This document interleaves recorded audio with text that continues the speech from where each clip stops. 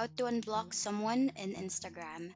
Hi there, today we'll teach you how to unblock the account that you have blocked in your Instagram account. So, what you need to do is it's very simple. You just need to go to your profile that's located on the lower right corner of the screen.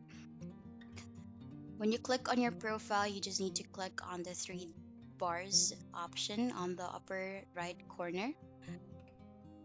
When you click on it, you just need to go to settings. Then when you go to settings, you just need to go to privacy.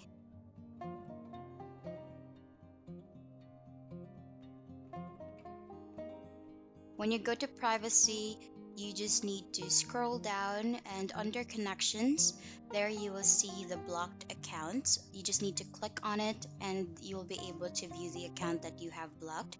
So you just need to basically click on unblock and then just confirm that you wish to unblock this account. Once unblocked, it will no longer be located or indicated on your blocked accounts for your Instagram account, which is an indication that that account has been unblocked already. And that's it for today's video. Thank you so much for watching. Bye.